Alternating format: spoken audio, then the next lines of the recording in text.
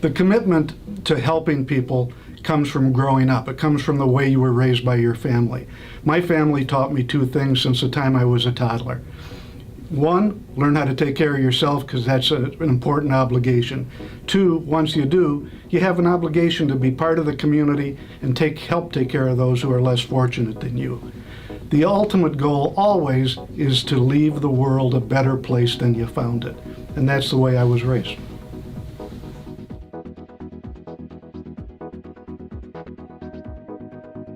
"12 communities strong," it means the capability of having power through numbers. Diverse communities working together to accomplish a common goal, and that's what Bloom Township does on a regular basis.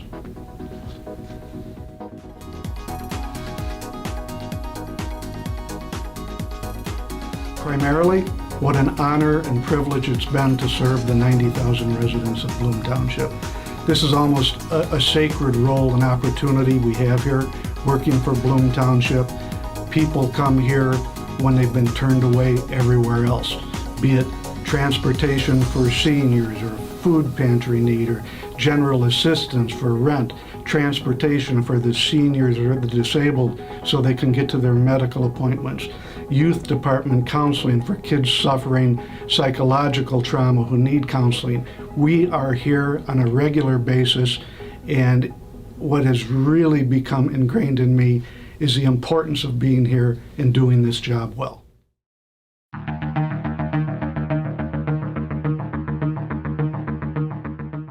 All right.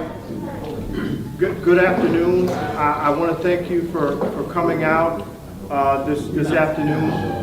Today is a good day and a good afternoon here in Markham. As of yesterday, we had a decision that we all want to share. First, I want to mention, of course, I'm KazRik, the mayor for the city of Markham, and then we're graced with the presence of our treasurer, Maria Pappas from the city of Chicago, and we're Cook County here. We're glad you're here with us. So thank you. This case is closed.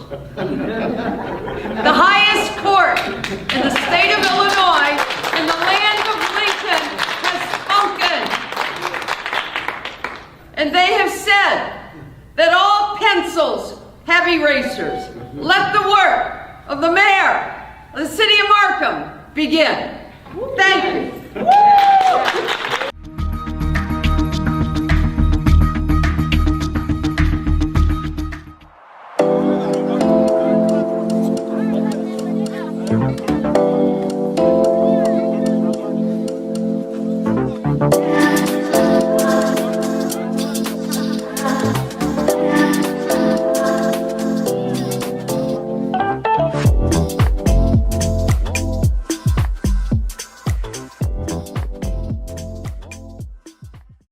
Welcome to Markham Perspectives. I'm your host, Michael Taylor. We had the distinct honor of sitting down with our mayor, Mayor Roger Akpower, a couple of days ago. And let me tell you, he talked about economic development, public works, and just being a mayor that is hands-on. A lot of people see the mayor, he's out of his truck, he's walking around, looking at sidewalks, looking at buildings. Let's listen in to hear what our mayor had to say. Mayor, you take great pride in your upbringing in Markham. You refer to it often. What early experiences can you recall from your youth that made you feel good about the city of Markham? One of the things that always stands out in my mind is that Markham was a community that was of neighborhoods and where we played baseball in the streets when we were kids, and then we had organized sports where we played baseball in the parks, and many of our fathers or our grandfathers and uncles and other relatives played with us in organized sports. And in those neighborhoods we grew up, and we learned about camaraderie, we learned about team sports and team playing. And so those are the things that you can remember about Markham in any community, to where you grow up, and it's a neighborhood place where you go from one friend's house to play basketball in his backyard, and then you might jump over the fence and go home to your dinner waiting for you when you get home, and then you walk to school in the local area. What has been some of your most joyous moments in your the moments that have been most fulfilling to you in your administration or as the mayor of the city of Markham? You know, I think two things that stand out, probably not what people think, you know, that a mayor would say right away is something that something you'd find so joyful to be about. But for me, I say two things. One, I think a joyous matter for me is still one of the same things I come to work every day to see, and that is I'm able to see the result of change. I'm able to see the fruit of the labor, or you're able to see the work of your hand, and you're able to see that you made a difference or a change, and you feel good about that. Well, what do I mean in specific? Take an abandoned house or abandoned building that's full of shrubbery and weeds and grass and trees, and you can't find the front door because there's so much garbage and trash around it. And then in the last couple of years, we've come in and we've transformed properties that were just making your town look like it was blighted and it was, you know, desolate in some places, and you know, almost you can liken it to, it might be in a third world country in some places, where you wouldn't think that something like that would exist in the inner city, or you would think that it would be in some metropolitan city. But here you are in a small community in a suburb, you know, and you have that kind of blight in your community. And then you go in and you transform it with some guys to give you part two of what makes, I'm telling you, part one of joy. Mm-hmm. But now you got part two where you got some guys that got a second chance to go help you clean it. Mm-hmm. So the second thing was, you know, now you have some guys who had an opportunity to get a job where nobody would take them to give them a job.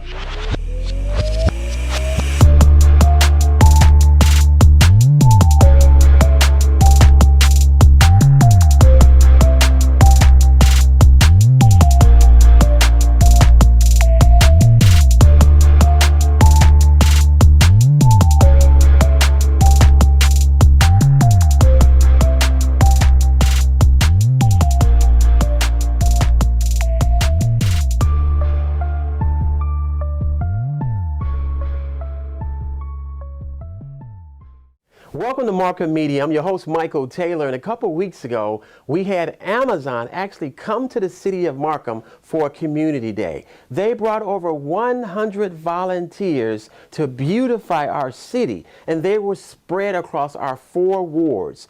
They cut grass, they planted flowers, and they even donated a community bench for one of our parks. Now, you're going to enjoy this interview because there is a lot happening, right? There's a lot of good things happening with our partnership with the City of Markham and Amazon. Stay tuned. Welcome to Markham Media. I'm Michael Taylor. I'm on location today, and we're with Sarah from Amazon. And as you can see, there's a lot of work going on in the background. There are over 100 volunteers from Amazon on this Community Day of Help, right, Sarah? That's right, sir. What in the world? How did this happen? Tell me about it. Absolutely. So as you know, we're going to be coming into the Markham community. Our site has been in development for a number of months, and folks have been seeing it come up in the community. And as we started to talk with the mayor's office and the park district about ways they'd really like Amazon to show up and be part of the community, they brought forward to us a number of projects around beautification of the parks. Yes. I'm really focusing today on this beautiful Veterans Park that really gives people a chance to reflect and think about family members and loved ones. And so we said, absolutely count us in. Yes. So our team that's with us today are all site leaders who are here for training, who are going to be working full-time at our Markham site. And it's a really great chance for them to get out into the community, to meet the mayor, to start to meet the different ward leadership, and really think about what their work in the future months are going to bring to the community and how they have a responsibility to be active, not only in Markham, but across the Southland. So this is a really great chance for us, one, to get to know the wards of the community. Yes. And two, really just to show our appreciation for the partnership that we know is going to bring a lot of dividends for the community. Well, I want to commend you because this is something special. Over 100 volunteers, and they're all over all the wards, right? That's true. We're in 4 different parks, and then we're also at 4 sites that were identified by the ward leaders as places that really could help be beautified and make their lots and blocks a little bit nicer. So we're 8 sites all together, but really just happy to have folks from even the senior leadership. The GM of the site is here with us today, down to our HR training teams. So it's a big cross-section. So the big leadership, the brass of Amazon rolled up their sleeves today. Absolutely. And they're not in those offices, sitting behind those desks. They're out here planting flowers. And we're going to take a look around. So stay tuned. Don't move. Sarah, let's look around a little bit more. Absolutely.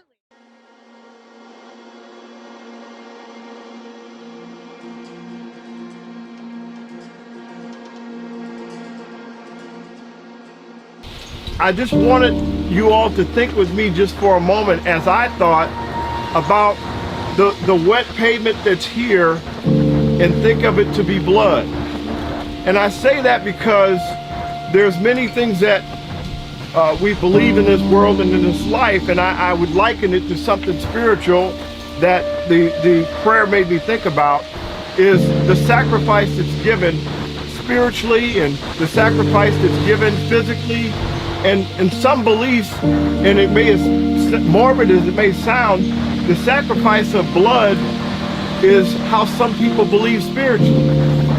There are so many things that are founded by the sacrifice of others to be able to live.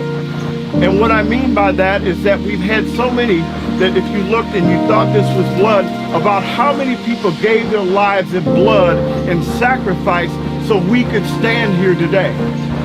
And it's just overwhelming to think about the ultimate sacrifice that so many have given and come before us.